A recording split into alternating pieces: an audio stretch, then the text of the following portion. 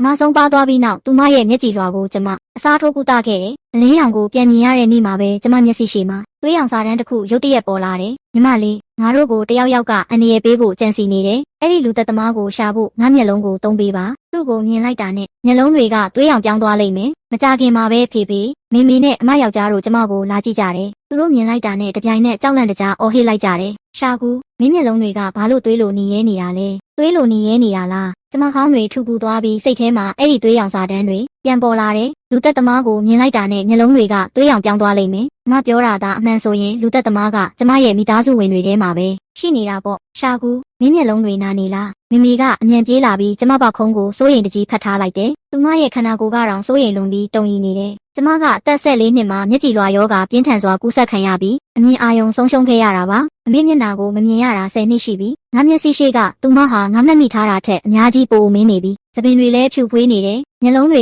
သွေးကြောတွေထနေပြီးစိုးရိမ်ပူပန်မှုတွေနဲ့ဂရုစိုက်မှုတွေရောပြွမ်းနေတဲ့အကြည့်မျိုးနဲ့ကြည့်နေတယ်။ငါနှာခေါင်းထဲဆက်လာပြီးငါမြင်ရပြီဆိုတာကိုသူမကိုပြောပြဖို့ပြင်လိုက်တယ်။ဒါပေမဲ့တခုခုတော့မှားနေပြီဆိုတာရုတ်တရက်ခံစားလိုက်ရတယ်။အမေစီမှာအရင်ကလိုရင်းနှီးနေကြအနံ့မျိုးပါလို့မရှိတော့တာလေ။အဲ့ဒီအစားသစိမ့်ဆန်တဲ့အနံ့ဆိုးတစ်ခုကိုပဲရနေတယ်။ငါမျက်စိကွယ်နေတာ10နှစ်ရှိပြီမို့အနံ့ခံနိုင်စွမ်းကအရန်ကိုထက်မြက်နေတယ်။အိမ်မှာရှိတဲ့လူတိုင်းရဲ့ကိုယ်တင်းနှံ့ကိုငါကောင်းကောင်းသိတယ်။ဒါပေမဲ့ငါရှေ့ကလူမှာအမေရဲ့အနံ့လုံးဝမရှိဘူး။ရှာကူဈေးရုံကိုပြန်သွားပြကြမလား။အဖေလဲလျှောက်လာပြီးငါလက်မောင်းကိုဆွဲကင်လိုက်တယ်။သူကငါမျက်လုံးကိုစိုက်ကြည့်နေတယ်။သူ့အကြည့်ထဲမှာကြောက်ရွံ့မှုတွေတောင်ပါနေတယ်လို့ပဲ။သူ့ပုံစံကအရင်ကအတိုင်းပဲ။သူ့ကိုကအနံ့လည်းမပြောင်းလဲသွားဘူး။ဒါပေမဲ့ငါ့ကိုဆွဲထားတဲ့အားကအရန်ပြင်းတယ်။အယိုးကျိုးတန်ကိုတောင်ကျွန်တော်ကြားလိုက်ရတယ်။မသွားရဘူး။အော်ဟစ်တန်တစ်ခုထွက်ပေါ်လာပြီးမောင်နှမဝမ်းကွဲအကူဖြစ်သူရှမ်းရွှေကကျွန်တော်တို့ရှေ့ကိုချက်ချင်းကာလိုက်တယ်။ဒီလောက်ရက်ကကျွန်တော်တို့ကိုအလွန်တုန်လှုပ်သွားစေတယ်။အကူဖြစ်သူကအိမ်အောင်ကြပြီးမှဇနီးတဲ့အိမ်မှာနေတဲ့သူဖြစ်ပြီးအရင်ကဒီလိုလေတံမျိုးနဲ့ဘယ်တော့မှမပြောခဲ့ဘူး။ခွဲစိတ်ပြီးနောက်ပိုင်းရောင်ရမ်းမှုတုံ့ပြန်ချက်ဖြစ်နိုင်တယ်။ကားစီးရင်တုန်ခါမှုကြောင့်သွေးအလွန်အကျွံထွက်မှာကိုပဲစိုးရိမ်နေ။မျက်စင်းခတ်ပြီးအရင်ကုသကြည့်ရင်ဘလို့လဲ။ရှမ်းရွှေကအတန်ကိုလျှော့ချပြီးခုနကသူ့ရဲ့အပြုတ်မှုအတွက်ရှင်းပြတယ်။ကျွန်တော်မျက်လုံးလေးကအ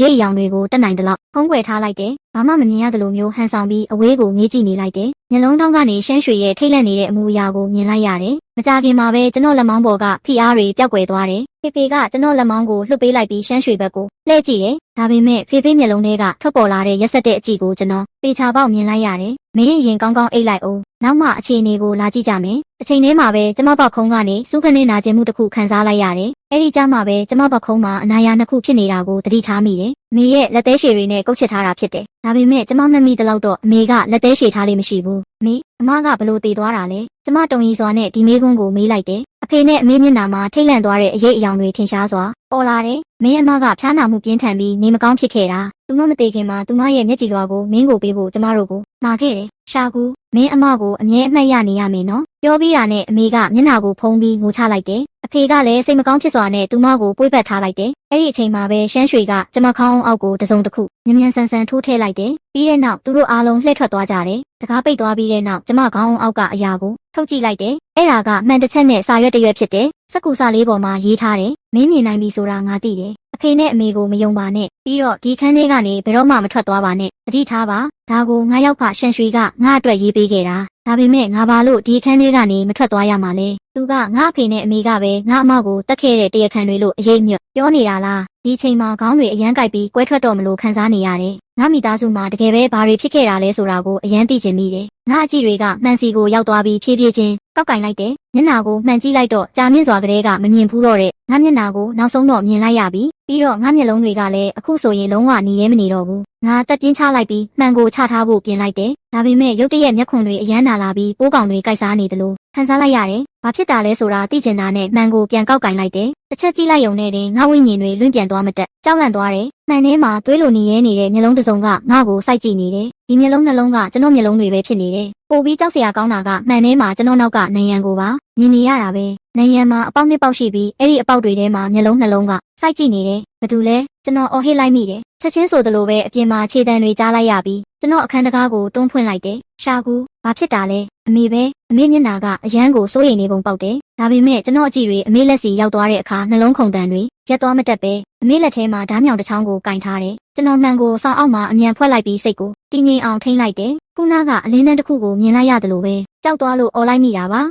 ရှာကူသားမြင်ရပြီပေါ့ အမေကရှေ့ကိုတလန်းတိုးလာပြီးအဲ့ဒီဓာတ်ကကျွန်တော်မျက်စိရှေ့မှာတလက်လက်တောက်ပနေတယ်။ဘာကြောင့်လဲတော့မသိဘူး။အမေဒီမေးခွန်းကိုမေးတဲ့အချိန်မှာအမေလေတန်ကဝမ်းသာအားရဖြစ်နေတာမဟုတ်ပဲကြောက်ရွံ့နေတယ်လို့ခံစားလိုက်ရတယ်။ဘာမှမမြင်ရဘူး။အကုန်အမှောင်ထုပဲ။ခုနကမှရုတ်တရက်အလင်းတန်းတစ်ခုဖြတ်ပြေးသွားတာ။ကျွန်တော်မျက်ရည်တွေမထိန်နိုင်ပဲစီးကြလာတယ်။ကျွန်တော်မျက်ညံထဲကအမေကကျွန်တော်ကိုအယမ်းချစ်တဲ့သူပါ။ဒါပေမဲ့အခုတော့သူမကကျွန်တော်ကိုဓာတ်နဲ့ချိန်ထားတာကိုငေးကြည့်နေုံပဲ။တက်နိုင်တော့တယ်။အော်ကိစ္စမရှိပါဘူး။ဆရာဝန်ကပြန်ကောင်းလာဖို့အချိန်ယူရမယ်လို့ပြောထားတာပါ။မကြခင်မြင်ရတော့မှာပါ။မြင်အမေကစိတ်သက်သာရသွားပုံရပြီးဓာတ်ကိုကင်လျက်ကျွန်တော်စီပိုတိုးကတ်လာတယ်။သူမကျွန်တော်စီကနေ1 မီတာလောက်အကွာမှာရောက်နေချိန်မှာပဲသူမဓာတ်ကိုမြှောက်ပြီးကျွန်တော်မျက်လုံးစီကိုထိုးဆိုင်လိုက်တာကိုကျွန်တော်မြင်လိုက်ရတယ်။မေဘာလုပ်တာလဲ။တကားဝါကနေဒေါသတကြီးအော်တန်ထွက်လာပြီးမောင်နှမဝမ်းကွဲရှန်ရှူအချိန်မီရောက်လာတယ်။စောင်းထဲမှာကွေးကွေးလေးဖြစ်နေတဲ့ကျွန်တော်လက်တွေကတုံရင်နေတော့မှာပဲ။ရှာကူအတွက်အသီးလေးပေးမလို့လုပ်တာခြေချော်သွားလို့ပါ။မင်းဟုံရဲကိုဖုံးရွှေကြည့်ခိုင်းဖို့တစ်ဖက်ရွာကိုသွားတာမဟုတ်ဘူးလား။ဘာလို့ဒီလောက်မြင်ပြန်ရောက်လာတာလဲ။ဟုံဖိုးကြီးလား။သူကဘေးရွာကနမေကြီးတဲ့ဆရာတော်တစ်ပါးလို့ကြားတယ်။သူများမမြင်နိုင်တာတွေကိုမြင်နိုင်တယ်လို့လူတွေကိုလည်းဘေးအနေကနေကဲတင်ပေးနိုင်တယ်။ကျမတို့အိမ်မှာဘာတွေဖြစ်ခဲ့တာလဲ။ဘာလို့ဟုံဖိုးကြီးကိုဖုံးရွှေလာကြည့်ခိုင်းရတာလဲ။ကျမအိမ်ပြင်ထွက်လိုက်တာနဲ့ဟုံဖိုးကြီးနဲ့တွေ့တယ်။အခုသူကအဖေနဲ့တကားဝမှာစကားပြောနေကြတယ်။ရှမ်းရွှေကတလန်းတိုးလာပြီးကျမနဲ့အမေကြားထဲမှာဝင်ရက်လိုက်တယ်။ရှာကူမင်းကိုအပြင်ခေါ်သွားပေးမယ်။လမ်းလျှောက်ကြရအောင်အမေကရှမ်းရွှေကိုတွန်းထုတ်လိုက်တယ်။မင်းတွဲစရာမလိုဘူး။အမေလက်ကကျမလက်မောင်းကိုစုပ်ကင်လိုက်တဲ့အခါကျမမတိစိတ်ကနေတုံရီလာပြီးမျက်စိရှိမှသွေးဆက်စာလုံးတွေရုတ်တရက်ပြန်ပေါ်လာတယ်။ညီမလေးဒီအခန်းထဲကနေလုံးဝမထွက်နဲ့လုံးဝမထွက်ရဘူး။မထွက်ကိုမထွက်ရဘူး။ကျမအသက်ရှူရတာပိုခက်ခဲလာတယ်လို့ခံစားရတယ်။ကျမညင်းဖို့အကြောင်းပြချက်ရှာနေတော့မှပဲအမေကကျမကိုရုတ်တရက်လွတ်ပေးလိုက်ပြီးပြုံးရွှင်စွာနဲ့ခေါ်လိုက်တယ်။အောင်အဖတင်ရောက်လာပြီလား။ကျမလှမ်းကြည့်လိုက်တော့သပင်ဖြူဖြူနဲ့အဖိုးကိုတယောက်ကိုတွေ့လိုက်ရတယ်။သူ့ဆန်ထုံးကပြေလျော့နေပြီးမျက်နာကအိုမင်းရော်နေပေမဲ့မျက်ဝန်းထဲမှာတော့ခိုင်မာပြတ်သားတဲ့အရေးအယောင်တွေရှိနေတယ်။ဒီချိန်မှာသူကလည်းကျမကိုစိုက်ကြည့်နေတယ်။ခဏအကြာမှသူကကျမကိုမျက်စိမိတ်ပြလိုက်တယ်။သူကျမမြင်နိုင်မှန်းသိနေတာပဲ။ဒီအခန်းရဲ့ဖုံးရွှေကမမှန်ဘူး။ကျွန်တော်တယောက်တည်းတေချာစစ်ဆေးကြည့်ဖို့လိုတယ်။ကောင်းပါပြီ။ရှာကူကျမတို့အပြင်ထွက်ကြရအောင်။နေပါဦး။သမီးလေးကတော့ဒီမှာကြံခဲ့ရမယ်။အမေခဏလောက်နေသွားပြီးမှခေါင်းကြီးပြလိုက်တယ်။အဲဒီနောက်မှာတော့အခန်းထဲမှာကျမနဲ့ဟုံပပဲကြံခဲ့တော့တယ်။သူကျမနောက်ကနိုင်ရန်အပေါက်ကိုအကြာကြီးစိုက်ကြည့်ပြီးတဲ့နောက်အဆောင်တစ်ခုကိုထုတ်ပြီးအဲ့ဒီနေရာမှာကတ်လိုက်တယ်။သမီးရဲ့မိသားစုဝင်တွေကမူးမမှန်ဘူး။ဘယ်မိသားစုဝင်ကအမြဲတမ်းမူးမမှန်တာလဲ။ဒါမှမဟုတ်အမတည်ဆုံးပြီးမှဖြစ်လာတာလား။ကောင်းကင်လျှို့ဝှက်ချက်ကိုဖော်ပြလို့မရဘူး။ငါ3ခုမဲ့ပြောပြနိုင်မယ်။အမကမမျှော်လင့်ပဲတည်ဆုံးခဲ့ရပြီးလူသက်သမားကလည်းကောင်းတည်ရမှာမဟုတ်ဘူး။ဒီညလူသက်သမားရဲ့မျက်လုံးထဲကိုဆေးမှုန်ဖြူရမယ်။လူသက်သမားရဲ့မျက်လုံးထဲကိုဆေးမှုန်ဖြူရမယ်။ကျွန်တော်အံ့အားသင့်စွာနဲ့ဟုံရဲကိုကြည့်လိုက်မိတယ်။သူ့လက်ထဲမှာဘယ်အချိန်ကလေးကဆေးမှုန်ထုတ်တစ်ခုရောက်နေမှန်းမသိလိုက်ဘူး။မှတ်ထားည7နာရီမှာမင်းခန်းထဲမှာရှိနေတဲ့သူကလူသက်သမားပဲ။မင်း7နာရီတိမှာအဲ့ဒီဆေးမှုန်ကိုသူ့မျက်လုံးထဲကိုဖြူရမယ်။စောလို့လည်းမရဘူး။နောက်ကျလို့လည်းမရဘူး။ပြောပြီးတာနဲ့ဟုံရဲကဆေးမှုန်ကိုကျွန်တော်လက်ထဲအမြန်ထည့်ပေးလိုက်တယ်။ဟုံရဲကျွန်တော်ဆက်မေးချင်သေးပေမဲ့သူကတော့ကြောခိုင်းပြီးလက်ခပြကလမ်းလျှောက်ထွက်သွားတယ်။ဟုံရဲထွက်သွားပြီးနောက်ကျွန်တော်ကတင်ပေါ်မှာထိုင်ပြီးအရင်ကဖြစ်ပျက်ခဲ့တာတွေကိုပြန်တွေးနေမိတယ်။လွန်ခဲ့တဲ့တစ်လကကျွန်တော်တို့အိမ်မှာရေမောတန်တွေနဲ့ပြည့်ညက်နေခဲ့တာ။တစ်လအကြာမှာတော့အသက်ရှင်ဖို့အတွက်တိုက်ခိုက်ရတဲ့အခြေအနေမျိုးရောက်သွားခဲ့တယ်။ဒီကြားထဲမှာတကယ်ပဲဘာတွေဖြစ်ခဲ့တာလဲ။ည3 နာရီခွဲအချိန်မှာအပြင်ဘက်ကနေခြေတံတွေနဲ့ချောင်းဆိုးတံတွေမကြာခဏထွက်ပေါ်လာတယ်။လူတိုင်းအိမ်မပျော်သေးဘူးဆိုတာထင်ရှားပါတယ်။ကျမလက်ထဲမှာဆေးမှုန်တွေကိုစုပ်ကင်ထားရင်အလွန်အမင်းစိုးရိမ်နေမိတယ်။ရုတ်တရက်ကျမအခန်းတကားပွင့်လာတယ်။အမေကအဖွားကိုတွဲပြီးအထဲကိုဝင်လာတယ်။ရှာကူဘသူလာလဲကြည့်လိုက်အောင်။အဖွားကျမစိတ်ထဲကနေတိတ်လေးခေါ်လိုက်မိတယ်။အဖွားအိုသွားပြီ။အများကြီးအိုသွားပြီ။အဖွားကအဖွားရဲ့မှတ်ဉာဏ်မချို့ယွင်းခင်တုန်းကကျမကိုအယမ်းချစ်တယ်။အမြဲတမ်းရတာရှိတာတွေချက်ပြီးဦးလေးကိုပေးခိုင်းတတ်တယ်။ကျမပါဆက်ထဲကိုတစွန်းချင်းစီခွန့်ကြွေးတတ်တယ်။ဒါပေမဲ့တဖြည်းဖြည်းနဲ့အဖွားကမှတ်ဉာဏ်တွေဆုံးရှုံးသွားတယ်။လူတွေကိုမမှတ်မိတော့ဘူး။လမ်းတွေကိုလည်းမသိတော့ဘူး။ပြီးတော့ကျမတို့စီကိုလည်းတိတ်မလာဖြစ်တော့ဘူး။ရှာကူမင်းအဖွားကသူ့ဘာသာသူလမ်းလျှောက်ပြီးရောက်လာတာ။မင်းဦးလေးကအဖွားပြောက်သွားလို့အယမ်းပူပန်နေကြတာ။အဖွားကတနာရီကျော်လောက်လမ်းလျှောက်ပြီးကျမတို့စီရောက်လာလိမ့်မယ်လို့မထင်ထားခဲ့ဘူး။တကားဝကိုဝင်လိုက်တာနဲ့မင်းနာမည်ကိုပဲတောက်လျှောက်ခေါ်နေမိတယ်။အဖွားကျမတစ်ချက်အော်ခေါ်လိုက်ပြီးမျက်ရည်တွေပေါက်ကျလာတယ်။ရှာကူငါမြေးလေးမငုံနဲ့နော်။အဖွားရိုင်နေနဲ့ရှောက်လာပြီးကျမကိုဖတ်လိုက်တယ်။ကျမအဖွားရဲ့ကိုတင်းနံကိုတက်မက်စွာရှူရှိုက်မိတယ်။အဲ့ဒါကျမမှတ်မိသလောက်အမြဲတမ်းတနေရတဲ့မေတ္တာတရားရဲ့အနံ့ပဲ။ရှာကူမင်းတို့စကားပြောကြအောင်။အဖွားညစာအတွက်တခုခုသွားလုပ်လိုက်အောင်မယ်။အမေထွက်သွားပြီးနောက်အဖွားရုတ်တရက်စကားတခွန်းပြောလိုက်တယ်။ကျမကိုကြောင်သွားစေတယ်။ငါမြေးလေးမင်းကအဖွားချစ်ဆုံးမြေးလေးပဲ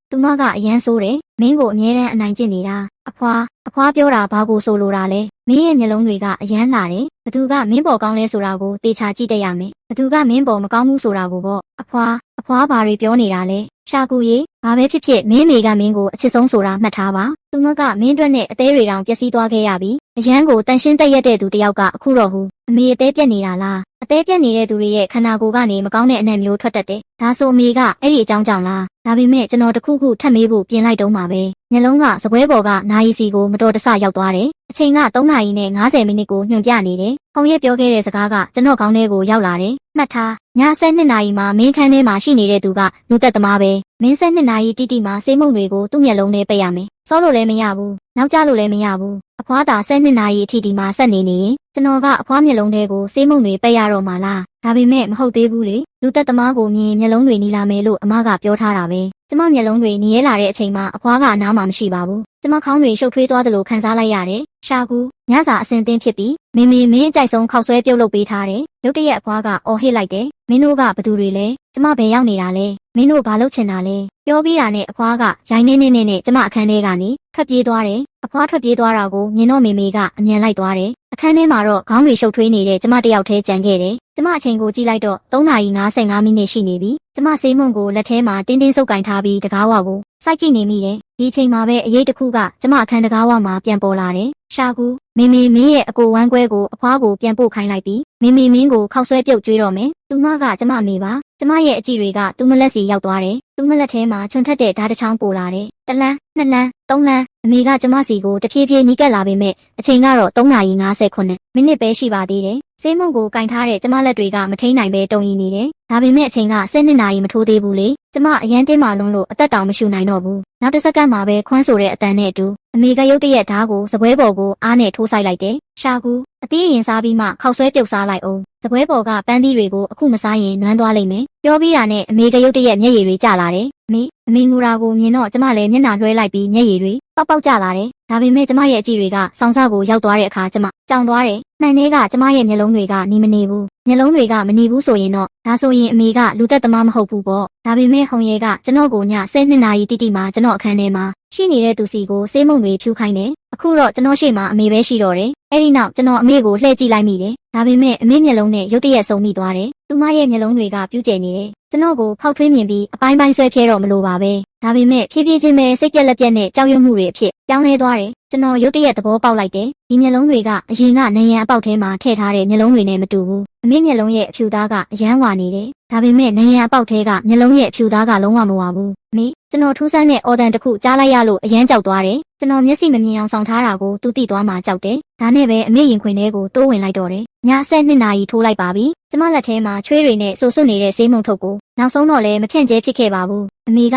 တပြင်းတစ်ချက်ချပြီးကျမပေါက်ခုံးကိုအားနဲ့ထက်ညစ်လိုက်ပါတယ်။အချိန်တော်တော်နောက်ကျနေပြီ။ဒါတွေကိုစားပြီးရင်အိတ်တော့လေပြောပြီးတာနဲ့အမေကလှည့်ထွက်သွားပေမဲ့တကားဝကိုမရောက်ခင်မှာပဲတကားဝမှာအရေးတစ်ခုပေါ်လာပါတယ်။အဖေပါပဲသူ့မျက်လုံးတွေကသွေးရောင်လွှမ်းနေပြီးအလွန်ဒေါသထွက်နေပုံရပါတယ်။လက်ထဲမှာလည်းဓာတ်တစ်ချောင်းကိုကင်ထားပါတယ်။နောက်တစ်စက္ကန့်မှာပဲကျမစီကိုတန်းပြီးပြေးဝင်လာပါတယ်။နေပါဦးအမေကအော်ဟစ်လိုက်ပြီးအဖေကားကိုဖတ်ထားလိုက်ပါတယ်။သူတို့ရုံရင်းဆန်ခတ်ဖြစ်နေတော့မှပဲကျမမှန်ကိုအမြန်ကြီးလိုက်မိပါတယ်။မှန်သေးကကျမရဲ့မျက်လုံးတွေကသွေးလိုနေရဲနေပြီးမျက်ထောင်ကနေသွေးတွေစီးကျနေပါတယ်။အဖေပါပဲကျမနဲ့အမကိုအန်ဒီရဲ့ပြုတ်ဖို့ကြံစီနေတဲ့လူသက်သမားကအဖေဖြစ်နေတာပါ။ဒါပေမဲ့ဟုံရဲကဘာလို့ကျမကိုအမေအပေါ်ဆေးဖြန့်ကျဲဖို့အရေးမြတ်ပြောခဲ့တာလဲ။အဖေကအမေလက်ကနေလွတ်မြောက်တော့မလို့ဖြစ်နေတာကိုမြင်တော့ကျမကြောက်လွန်းလို့တုံရင်နေမိပါတယ်။တခါကပတင်းပေါက်စီပြေးသွားပြီးခုန်ချဖို့စိတ်ကူးခဲ့ဘူးတဲ့။ကျွန်တော်မျက်စိရှိမှသွေးနဲ့ရေးထားတဲ့စာကြောင်းတစ်ကြောင်းထပ်ပေါ်လာတယ်။အခန်းထဲကနေမထွက်ရဘူးတဲ့။ဒီအခန်းထဲကနေလုံးဝမထွက်ရဘူး။ကျွန်တော်ကတင်ပေါ်မှာလဲလျောင်းရင်းစိတ်ပြက်လက်ပြက်နဲ့မျက်လုံးတွေကိုမှိတ်လိုက်တယ်။မင်းတို့ဘာတွေလုပ်နေကြတာလဲ။ရုတ်တရက်ငိုတန်တန်ကြားလိုက်ရပြီးနောက်ပြင်းထန်တဲ့ရုံရင်းဆန်ခတ်တန်တွေကိုကြားလိုက်ရတယ်။ကျွန်တော်ကြောက်လန့်တကြားနဲ့မျက်လုံးတွေကိုဖွင့်လိုက်တယ်။အဖေကရှမ်းရွှေရဲ့လေဘင်းမြစ်တာကိုခံထားရပြီးနေရန်မှာကလျက်သားဖြစ်နေတာကိုမြင်လိုက်ရတယ်။ရှမ်းရွှေမင်းဘလို့လုပ်ပြီးမင်းဖေကိုဒီလိုလုပ်ရတာလ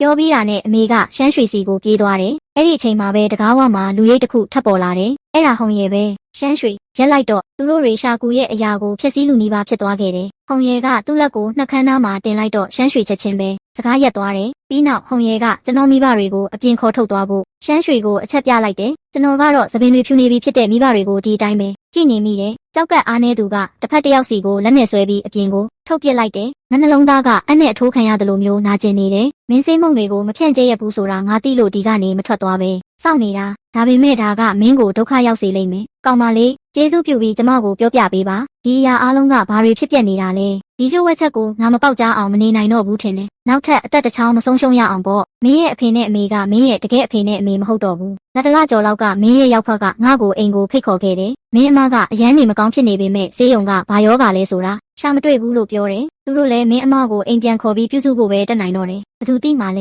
ဲအိမ်ပြန်ရောက်တော့မင်းအမကရေတစ်စက်တောင်မတောက်နိုင်တော့ပဲအယိုးပေါ်အရေးတင်ဖြစ်နေပြီဒီနေ့မင်းရဲ့အဖေနဲ့အမေကိုမြင်လိုက်မှပဲပြဿနာကဘယ်မှာလဲဆိုတာငါသိလိုက်ရတယ်ပြဿနာကဘယ်မှာလဲလက်တလကျော်လောက်ကငါတို့ရွာကဟူခွေဆိုင်ရဲ့မိသားစု၄ယောက်ဂက်စ်အစိတ်တင်ပြီးတေဆုံးသွားခဲ့တယ်မင်းရဲ့အဖေနဲ့အမေကအဲ့ဒီအိမ်ကိုသွားပြီးအရက်တောက်ခဲ့ကြတယ်ပြီးတော့သူတို့အထဲကိုဝိညာဉ်တွေဝင်ပူးသွားတာပဲမျက်လုံးအကက်ခံရတာလားမျက်လုံးအကက်ခံရတယ်ဆိုတာတရေတစေတွေကလူတွေရဲ့မျက်လုံးအိမ်မှာကတ်တွယ်ပြီးဒုက္ခပေးတာကိုပြောတာမိမိဘတွေရဲ့ရုပ်ခန္ဓာကတေဆုံးသွားပြီးသူတို့အခုဟူခွေဆိုင်ဇနီးမောင်နှံရဲ့မျက်လုံးအကက်ခံထားရတယ်သူတို့သားနှစ်ယောက်ရဲ့အသက်ကိုလဲလှယ်ဖို့အတွက်မင်းနဲ့မင်းအမရဲ့အသက်ကိုလိုချင်နေကြတာဒါပေမဲ့ဘာလို့ငါတို့ကိုရွေးရတာလဲဘာလို့လဲဆိုတော့မင်းနဲ့မင်းအမရဲ့မွေးတက်ကရစ်တွေကအဲ့ဒီကလေးနှစ်ယောက်နဲ့ကိုက်ညီနေလို့ပဲမင်းတို့ရဲ့တိရစ္ဆာန်နှစ်တွေကလည်းအဲ့ဒီကလေးနှစ်ယောက်နဲ့တယောက်ချင်းစီကိုက်ညီနေတယ်မင်းအမသေးတဲ့နေ့ကသူတို့ရဲ့သားအကြီးဆုံးရဲ့လပြက်ကလေးမွေးနေပဲပြီးတော့မနှက်ဖြန်ကသူတို့ရဲ့သားငယ်ဆုံးရဲ့လပြက်ကလေးမွေးနေဖြစ်နေတယ်မနှက်ဖြန်ကြော်သွားရင်သူတို့အကြံအစီအောင်မြင်သွားလိမ့်မယ်ဒါကြောင့်မင်းအမမသေးခင်မှာမင်းရဲ့ခဲအိုကိုမှာခဲ့တာကသူမရဲ့မျက်ကြည်လွှာကိုမင်းကိုပေးဖို့ပဲသူမကမင်းကိုပဲကာကွယ်ခြင်းခဲ့တာမင်းအတွက်မင်းအမအတွက်မင်းမိဘတွေအတွက်မင်းကိုကယ်တင်ရမယ်မင်းကလေးဒါနောက်ဆုံးခွင့်ရေးပဲပြောပြီးတဲ့နောက်ဟုံဖိုးကကျွန်တော်ကိုဆေးမုံနှစ်ထုပ်ထပ်ပေးလိုက်တယ်တကယ်လို့မင်းသာပြီးခဲ့တဲ့12နာရီမှအဲ့ဒီဆေးမုံတွေကိုမင်းမေရဲ့မျက်လုံးနဲ့ပတ်လိုက်မယ်ဆိုရင်ဒီနေ့ည12နာရီကြာရင်ဆေးမုံတွေကိုမင်းဖေရဲ့မျက်လုံးနဲ့ပတ်လိုက်မယ်ဆိုရင်ဒါဆိုရင်မင်းကယ်တင်ခံရမှာပါဒါပေမဲ့မင်းခွင့်ရေးကိုလက်လွတ်သွားခဲ့ပြီဒါကြောင့်ဒီနေ့ည12နာရီဟာမင်းရဲ့နောက်ဆုံးခွင့်ရေးပဲမှတ်ထားဒီနေ့ည12နာရီမှာဆေးမုံနှစ်ထုပ်လုံးကိုသူတို့မျက်လုံးနဲ့အပြိုင်နက်တည်းပတ်ဖို့မမေ့နဲ့မဟုတ်ရင်ဘာမှကယ်တင်လို့မရတော့ဘူးဟုံဖိုးထွက်သွားပြီးနောက်အခန်းထဲမှာအရာအလုံးငြိမ်သက်သွားတယ်ကျွန်တော်အိမ်မက်ထဲမှာရောက်နေတယ်လို့ပဲဘေးမှာဖြစ်ပျက်နေတာတွေကိုမယုံနိုင်ဘူးအဲ့ဒီအချိန်မှာပဲအခန်းထဲကတိုးတိုးလေးငိုနေတန်ကိုရုတ်တရက်ကြားလိုက်ရတယ်အဲ့ဒီအတန်ကကျွန်တော်ဘီရိုထဲကထွက်လာတယ်လို့ပဲကျွန်တော်လုံးသားကတဒိန်းဒိန်းခုန်နေပေမဲ့ခြေထောက်တွေကတော့ဘီရိုနားကိုအလိုလိုရောက်သွားတယ်ဘသူလဲဘသူအထဲမှာရှိနေတာလဲကျွန်တော်တုံရင်နေတဲ့အတန်နဲ့မေးလိုက်တယ်ဘသူမှကျမကိုပြန်မဖြေကြဘူးဒါနဲ့ကျမတုံရင်နေတဲ့လက်နဲ့အဝတ်ဘီရိုကိုရုတ်တရက်ဆွဲဖွင့်လိုက်တယ်အိုမင်းရော်ပြီးကွေးကွေးလေးဖြစ်နေတဲ့ခန္ဓာကိုယ်တစ်ခုကျမရှေ့မှာអော်လာတယ်အဖွာကျမအံ့အားသင့်စွာអော်လိုက်မိတယ်အဖွားကဘယ်ချိန်ကလေးကကျမရဲ့ဘီရိုထဲမှာပုံနေတာလဲအဖွားကခေါင်းမော်လာပြီးမျက်ရည်တွေနဲ့ကျမကိုကြည့်နေတယ်ပြီးတော့ကလေးတယောက်လိုပဲပါဇက်ကိုဟာပြီးငိုပြန်တယ်ကျမမှာအဖွားဆိုတဲ့ဒီတယောက်တည်းသောအရင်ဆုံးသူပဲကြံတော့တာအဖွားကိုဘာမှမဖြစ်စေရဘူးအသက်နဲ့ရင်းပြီးတော့ကျမအဖွားကိုကောင်းကောင်းကာကွယ်ပေးရမယ်ကျမအဖွားကိုတွဲပြီးကျမရဲ့ကရင်ပေါ်မှာထိုင်ခိုင်းလိုက်တယ်အဖွားကကျမကိုပြောတယ်ရှာကူရေမင်းကအဖွားရဲ့ချစ်မြီးလေးအကောင်းဆုံးချစ်မြီးလေးပဲကျမအဖွားကိုဖတ်ထားပြီးခေါင်းကိုအားရပါရငိမ့်လိုက်တယ်မျက်ရည်တွေကလေထဲမှာလွင့်စင်သွားတယ်နောက်ပိုင်းအဖွားကနားမလည်နိုင်တဲ့စကားတွေအများကြီးပြောတယ်ကျမစိတ်ထဲကနေချိန်ဆလိုက်တယ်ဒီအရာအားလုံးကိုမြန်မြန်ပြီးဆုံးအောင်လုပ်ရမယ်နေ့လယ်ပိုင်းမှာမောင်လေးကကြောက်ကပ်အားနေပြီးကျွန်တော်ကိုလာကြည့်တယ်ဒါပေမဲ့သူဝင်လာတဲ့အချိန်မှာအဖွားကိုမမြင်လိုက်တယ်လို့ပါပဲဟုတ်ပြီမောင်လေးသူတို့အခုဘယ်မှာလဲစိတ်ချပါသူတို့မင်းကိုထိခိုက်မှာစိုးလို့အခန်းထဲမှာတော့ခတ်ထားလိုက်တယ်ဒီည12နာရီမထိုးခင်သူတို့ကိုငါခေါ်လာခဲ့မယ်ကျွန်တော်ခေါင်းကြီးပြလိုက်တယ်မင်းနဲ့ဟုံဖိုးကြီးဒီညဒီမှာမဖြစ်မနေရှိနေရမယ်ကျွန်တော်ကြောက်တယ်အရန်ကြောက်တယ်တကယ်လို့ကျွန်တော်မှာတတိမရှိခဲ့ရင်ရောတကယ်လို့ကျွန်တော်စိတ်မယွင်းမိရင်ရောရပါတယ်ရှာကူငါတို့မဖြစ်မနေရှိနေပေးမယ်မင်းအမကိုဂရုပေးထားတဲ့အတိုင်းမင်းကိုကာကွယ်ပေးမယ်ည7:59မိနစ်ရောက်တဲ့အခါဟုံဖိုးကြီးနဲ့မောင်လေးတို့ကကျွန်တော်ရဲ့အတူအယောင်မိဘတွေကိုကျွန်တော်အခန်းထဲခေါ်လာခဲ့တယ်ဟုံဖိုးကြီးကကျွန်တော်ကိုပြောတယ်ရှာကူနာယီကိုကြည့်ထား12နာရီထိုးတာနဲ့ချက်ချင်းဆေးဖြန်းလိုက်ဒီချိန်မှာကျွန်တော်အရန်ကိုတင်းမာနေပြီးနာယီကိုပဲစိုက်ကြည့်နေမိတယ်ခဏအကြာတွင်12နာရီထိုးခဲ့သည်ရှာကူအမြန်ဆုံးဆေးဖြန်းလိုက်သည်ဟုံဖိုးကြီး၏စကားကိုကြားလိုက်ရသောအခါကျွန်တော်လက်ကိုမြှောက်ပြီးဆေးမှုနှစ်ထုပ်ကိုတိကျစွာဖြန်းလိုက်သည်ထို့နောက်အော်ဟစ်တန်နှစ်ခုထွက်ပေါ်လာသည်သို့သောထိုအော်ဟစ်တန်နှစ်ခုမှာဖေဖေနှင့်မေမေတို့စီမှထွက်ပေါ်လာခြင်းမဟုတ်ပေဟုံဖိုးကြီးနှင့်ရှန်ရွှေတို့စီမှထွက်ပေါ်လာခြင်းဖြစ်သည်သူတို့နှစ်ယောက်၏ခန္ဓာကိုယ်မှမိကိုမင်းများထွက်လာပြီးနောက်လှုပ်ရှားမှုမရှိတော့ပေရှာကူမင်းဘယ်လိုလုပ်တည်တာလဲအဖွားကကျွန်တော်ကိုပြောပြတာပါအရင်ကကျွန်တော်လည်းသူတို့ကိုအပြည့်အဝယုံကြည်ခဲ့တာပါအဖွားပေါ်လာတဲ့အထိပေါ့သူမကကျွန်တော်ကိုနားမလည်နိုင်တဲ့စကားတွေအများကြီးပြောခဲ့တယ်သူမကအသက်အရွယ်ကြီးရင်းမှုကြောင့်မှတ်ဉာဏ်ချို့ယွင်းနေတာအမှန်ပါဒါပေမဲ့မကြသေးခင်ကဖြစ်ပျက်ခဲ့တာတွေကိုမမှတ်မိပေမဲ့အရင်ကဖြစ်ပျက်ခဲ့တာတွေကိုတော့ခိုင်ခိုင်မာမာမှတ်မိနေသေးပါသူမရဲ့စကားတွေထဲကနေကျွန်တော်အရေးကြီးတဲ့အချက်လက်တွေကိုစုစည်းနိုင်ခဲ့တယ်သူတို့ရွာကဟူကွေးဆိုင်မှာတကယ်တော့သားတစ်ယောက်ပဲရှိတာပါအဲ့ဒီကလေးရဲ့တရုတ်ရာသီခွင်ကကျွန်တော်နဲ့ကျွန်တော်အမားတို့နဲ့မတူဘူးအဲ့ဒီအချိန်မှာပဲအရာအားလုံးကိုကျွန်တော်နားလည်သွားသလိုပါပဲကျွန်တော်ကိုအန်ဒီရဲ့ပေးဖို့စူးစမ်းနေတာကဟုံရဲနဲ့ရှမ်းရွှေတို့ပဲရှာကူဒီနေ့မနက်မင်းဦးလေးဖုန်းဆက်လာတယ်မင်းညကမင်းဖွားကိုအိမ်ပြန်ပို့ပြီးတဲ့နောက်မှာမင်းဖွားအခြေအနေမကောင်းတော့ဘူးဆေးရုံကိုရောက်တဲ့အချိန်မှာအသက်မရှိတော့ဘူးတဲ့သူကမင်းကိုဘယ်လိုလုပ်ပြောပြမှာလဲမေမေအဖွားပါအ အဖွားကပဲကျွန်တော်ကိုပြောပြတာပါအဲ့ဒီနောက်မှာတော့အဖွားဘီရိုထဲမှာရှိနေတဲ့အကြောင်းအကုန်လုံးကိုမမေကိုပြောပြလိုက်တယ်ရှာကူအဖွားကမင်းကိုချစ်တယ်သူမဆုံးသွားရင်တော့မင်းကိုကာကွယ်ပေးနေမှာပါဖေဖေမေမေကျွန်တော်မှနားမလည်သေးတဲ့အချက်တစ်ခုရှိသေးတယ်ဘာလို့ဓာတ်ကင်ပြီးကျွန်တော်ကိုခုတ်ဖို့စူးစမ်းကြတာလဲရှာကူဖေဖေနဲ့မေမေကမင်းကိုခုတ်ချင်တာမဟုတ်ဘူးရှမ်းရွှေကကျွန်တော်တို့မိသားစုရဲ့ပိုင်ဆိုင်မှုတွေကိုတိမ့်ပိုက်ဖို့အတွက်ဖုန်ရဲနဲ့ပူးပေါင်းပြီးမင်းရဲ့မျက်လုံးကိုတစ်ခုခုလှုပ်ထားတာပါမင်းမျက်လုံးထဲကသွေးထွက်မှသာသူတို့ရဲ့အကွက်ကိုဖျက်ဆီးနိုင်မှာပါဒါပေမဲ့ငါမင်းကိုတတ်ဖို့ဘယ်တော့မှမရက်ဆက်နိုင်ခဲ့ဘူးအဖေနဲ့အမေပြောတာကိုကြားပြီးတော့မှငါအကုန်လုံးနားလည်သွားခဲ့တယ်ဒါကအမငါကိုကာကွယ်ပေးနေတာလုံးဝမဟုတ်ဘူးမျက်လုံးနေတာကိုမြင်လူသက်သမားလို့ပြောတာတွေအခန်းထဲကနေမထွက်ခိုင်းတာတွေကငါနဲ့အဖေအမေကြားမှာသွေးခွဲဖို့နဲ့ငါထွက်မပြေးနိုင်အောင်လုပ်တာပဲငါဘာလို့ဒီလောက်တောင်မိုက်မဲပြီးအဖေနဲ့အမေကိုမယုံကြည်ခဲ့မိတာလဲကံကောင်းတာကဒီအရာအားလုံးပြီးဆုံးသွားပြီဇလန်းလေးကတော့ဒီမှာပဲပြီးပါပြီနော်အခုလိုဇလန်းလေးတွေကိုကြိုက်နှစ်သက်တယ်ဆိုရင် like and subscribe လေးလုပ်ပေးခဲ့ပါဦးနော်ဘလို့ဇလန်းမျိုးနားထောင်ခြင်းလဲဆိုတာကိုအကြံပြုလို့ရပါတယ်ရှင်နားထောင်ပေးကြတဲ့တယောက်ချင်းစီတိုင်းကိုကျေးဇူးတင်ပါတယ်